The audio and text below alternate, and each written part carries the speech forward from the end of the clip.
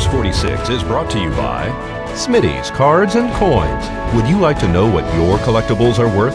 Come by 2281 Postal Road, Unit 4, across from the post office.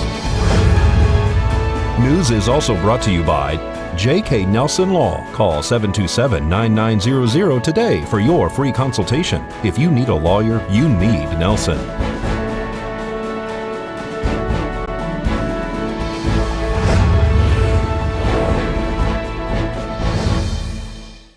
Tonight on News 46, a pedestrian is struck by a car on the highway. Animal Control rescues a dog from a vehicle at Walmart. And the results are revealed regarding suspicious powder in a mailbox. News 46 starts now. You're watching KPVM News 46 with Deanna O'Donnell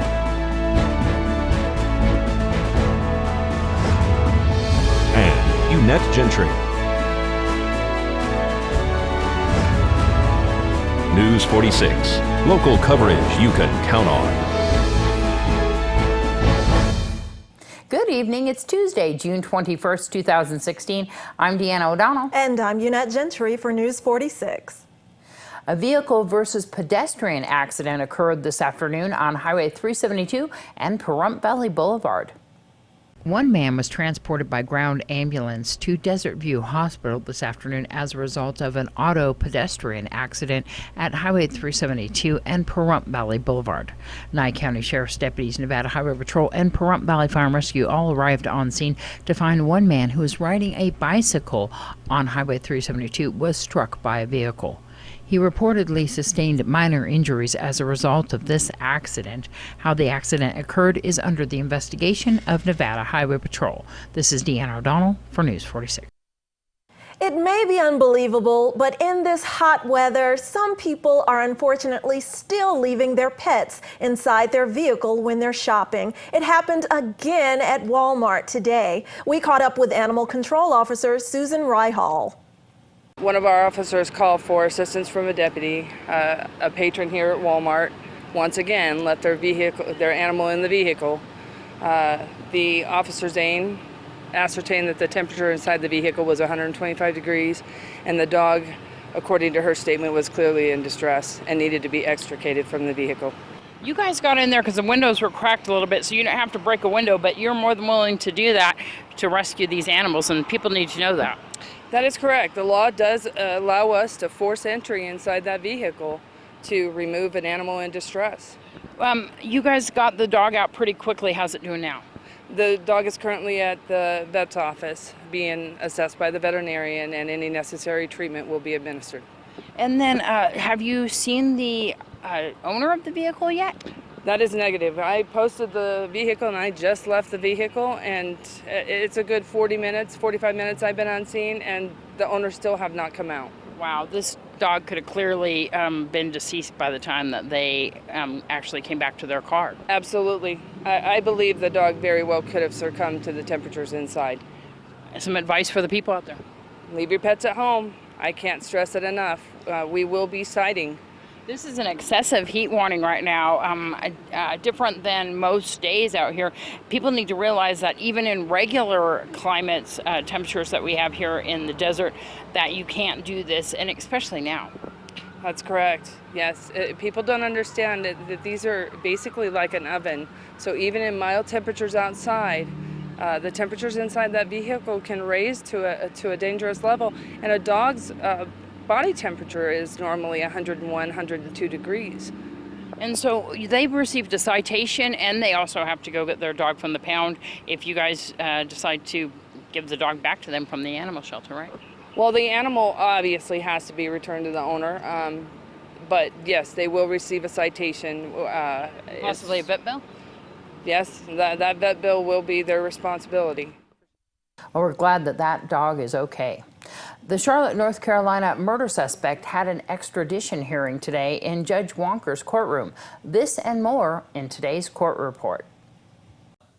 In this week's court report, a man wanted for murder in North Carolina who was tracked all the way to Pahrump using the GPS signal in his cell phone appeared in a local court this morning. 28-year-old Matthew Benner was arrested early Monday morning at the Best Western on Highway 160. He was asleep in his vehicle and taken into custody without incident after Nye County Sheriff's Office dispatch was advised of a wanted murder suspect believed to be in this area. NCSO deputies say they interviewed and obtained a confession from the suspect. Benner reportedly killed 27-year-old Amanda Strauss in her apartment in Charlotte, North Carolina on Saturday and stood outside her apartment with blood on his hands, telling neighbors not to enter, then fled when he heard police sirens. Police and investigators believe Benner set the victim's apartment on fire after killing the bride-to-be, who was his neighbor.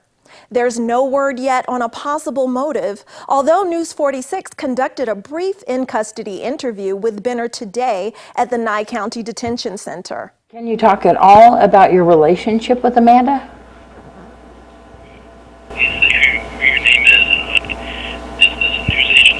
Yes, we're local news here in Pahrump. Can we see you for a second at least? Hello? Yeah. Although Benner declined to comment in detail, he did tell our news team that he does not have legal representation at this time. However, Benner's brother, Christopher Benner, is an attorney in Las Vegas. Benner also has other ties to Las Vegas because the murder suspect worked for a time as a GED tutor at the College of Southern Nevada and worked for an aviation defense simulation and security systems company based in Las Vegas. It was determined in today's court proceedings that seeking officials have 20 days to extradite Benner. The accused signed a waiver of extradition in court this morning. There will be no new court date regarding this matter, only an internal status to make sure Benner was extradited. The Charlotte-Mecklenburg Police Department immediately made arrangements to fly to Nevada.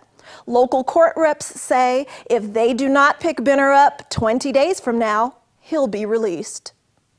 The Pahrump man who filed a complaint against former and current Nye County law enforcement officials regarding his seized laptop and pornographic videos found on it as part of an investigation into that suspect's alleged possible criminal activity was scheduled for a status hearing Wednesday for a separate case in which he's facing statutory charges.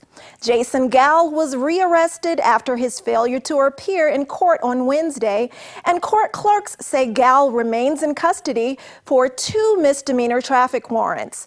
Gall has charges pending for statutory rape, allegedly of his ex-girlfriend Antoinette Bell's sister, Priscilla, who is now Gall's wife.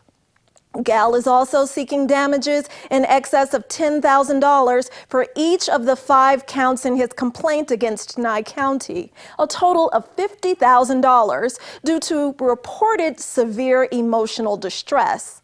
There's no update on either of those cases. Nevertheless, Gall is scheduled for a pretrial hearing on July 7th. Much more local news after the break.